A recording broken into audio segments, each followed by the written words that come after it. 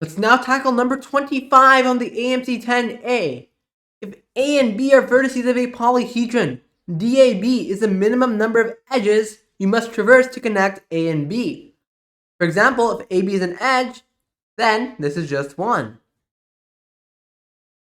Okay, but if AC and CB are edges and AB is not an edge, so let's say AC and CB, now the distance is 2. Let Q, R, and S be randomly chosen distinct, key word here, vertices of a regular icosahedron, 20 equilateral triangle polyhedron. What's the probability DQR is greater than DRS? This problem is really not that difficult if you know what an icosahedron looks like. And funnily enough, the MAA logo is an icosahedron, so you can just look at that. But if you don't remember to do this, or you don't remember what icosahedron looks like, then this problem is not really easy to solve. But if you know what it looks like, then it's actually a really easy problem. So here, take a look. Let's just say without loss of generality, let's just say this is R, right? All the vertices are symmetric. It doesn't matter which one is R. And by symmetry, we can just say this is R, this point. Why not, right?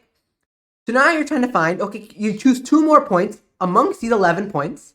You choose 2 of them, right? 11 choose 2 ways to choose 2 of them, which is 55. Out of them, some possibilities will result in DQR being greater than DRS. Out of these 55, not 11 choose 2. Let's be careful here. It's going to be 11 times 10 because the points are ordered, right? We have 11 choices for Q and then 10 choices for S.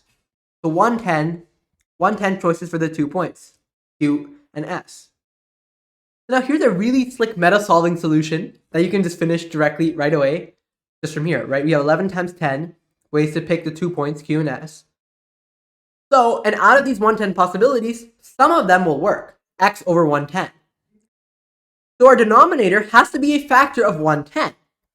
Immediately, that eliminates many of these possibilities. We're left with just A and E. And now you can see, okay, probability DQR is greater than DRS. It's not going to be 1/2. Why is it not going to be 1/2? Because there's kind of 3 possibilities. DQR greater than DRS, DQR less than DRS, which both of those possibilities have equal probability, and DQR equal to DRS. So in total, the probability this is true because there's 3 portions. This is symmetric, right? This is DQR equal to DRS. This thingy is greater than, and this thingy is less than. These things are symmetric. So each of them must be less than 1/2 because there's a non-zero probability that you have them equal, right? You can just have something like this, for example. So we can eliminate 1/2. And from there, we just get 7 over 22. A cool meta-solving solution. But now let's explore how to actually solve this problem, which is really not that hard either. So the idea is just casework, right? All of these 5 points, this one, and the one behind you can't see, are a distance of 1 from R. All of these 5 points, this one, and the 2 behind you can't see, have a distance of 2 from R. And this 1 point has a distance of 3. So we just do casework. Okay, let's say DRS is 1. So that there's a 5/11th chance of that happening, right? Because you choose one of these 11 points. 5/11th chance DRS is 1. Now what's the probability DQR is 2 or 3, right? The maximum is 3. There's 5 points here you can select for Q and 1 point here. So 6/11ths. Now case number 2. DRS is 2. And then therefore DQR must be 3.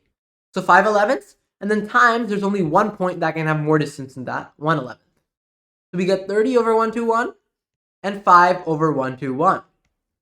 And, this should be 6 by 10 and 1 by 10, because after we choose 1 point, there's only 10 remaining points that we have to select from.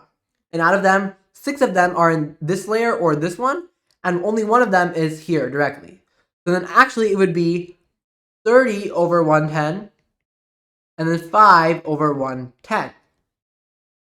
So therefore our answer is just 35 over 110, which is just 7 over 22, as we found earlier with meta solving. Thanks for watching this video.